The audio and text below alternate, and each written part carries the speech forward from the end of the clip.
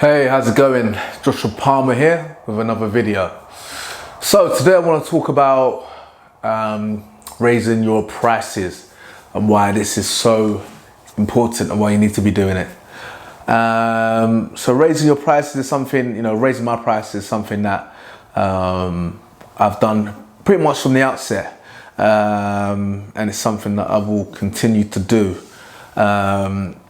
Because it's a very important part of business. Essentially, as you build your credibility and reputation, you should be raising your prices by all means. And from raising your prices, it's more than just the money. You know what I'm saying? Once you raise your prices, you're actually essentially going to be bringing in a new type of clientele into your personal training business. Generally, obviously, the lower your prices, the more available your services are to everyone, but that's not necessarily what you want. As a personal trainer, technically, how many slots and spaces for clients do you have available to provide a great service? I mean, ideally, you want to be seeing all of your clients at least 3 times a week, and if you're increasing your prices as well, that's going to amount to quite a lot of money over the month. So obviously, the more your prices are raised, the more exclusive your services are to people, or the more exclusive your services are, in terms of not everyone can get them. So obviously, the higher the prices are, the more you need to be charging. The less select people can go for you, and these select people will have different characteristics than the average person or someone who maybe doesn't have the money to afford you when you raise your prices. A common distinction I have is, generally when you raise your prices, you're gonna be more exclusive to probably a more older, mature crowd of people.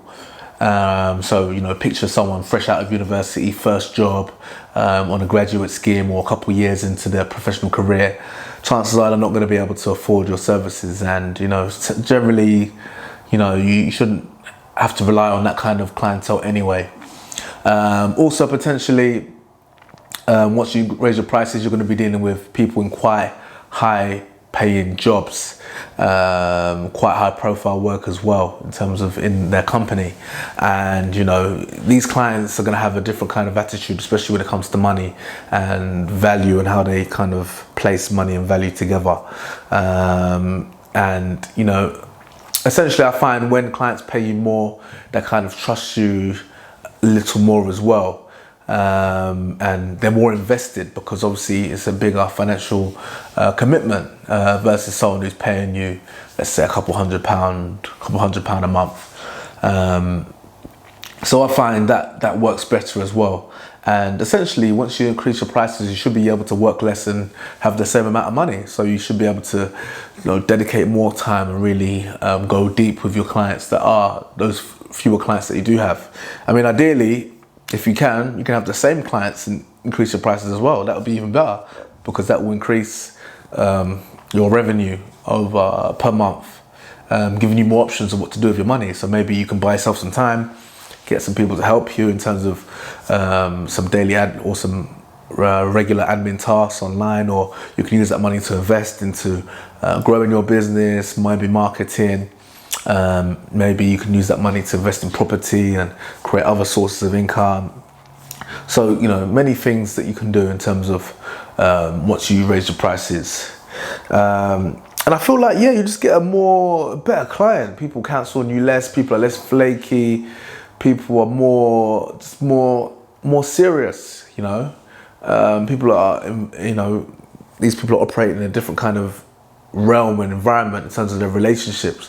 As I say, birds of a feather flock together. So if you have a wealthy client, chances that their friends and friends are wealthy as well. Other services they interact with are more premium as well, and essentially they value your time more, because their time is valuable.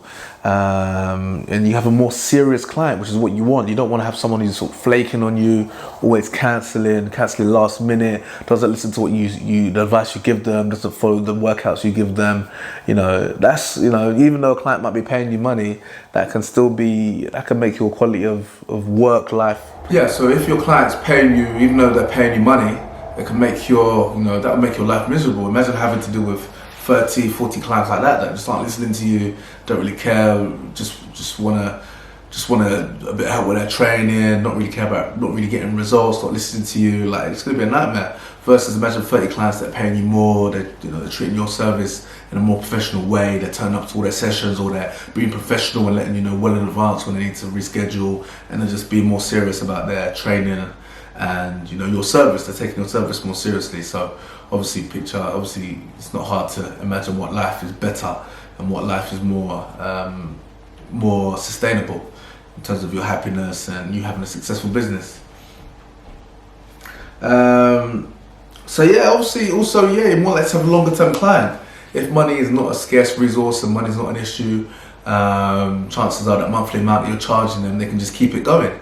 Some people might have saved up potentially for your training, and that training is going to last them 2 months or 3 months at max, which is not really going to be enough time to get them significant results. Ideally, you want to be training with a client for 6 months or longer. That's a decent amount of time, especially when it comes to things like muscle building, because muscle building is a slow process. But if a client is training with you for at least 6 months, you should be able to see much more of a significant difference versus if someone can only train for a month. Like, I've had clients that have only been able to train for a month, and that's been my fault because my prices weren't high enough. If my initial price was high enough, that's gonna essentially deter the people that can't really afford personal training, because it's not for everybody. It's quite a premium service. If someone wants a cheaper option, then there's other more sustainable business models or more affordable business models, such as group training or boot camps. So maybe personal training is not for everybody, but as a personal trainer, you don't need everybody. How many people do you need paying you £400 a month for you to be content? 10 clients, that's £4,000 a month. 15 clients, that's £6,000 a month. You know what I'm saying? Paying you £400 a month. So essentially, you have to sell less. It just makes life easier. So by all means, please just keep raising your prices. Obviously, different areas of the country or wherever you are in the world, you might have to dictate a different rate than versus London or somewhere more affluent places. Even in London, there's more affluent places in London and places where there isn't as much wealth. But that also ties into your quality of life.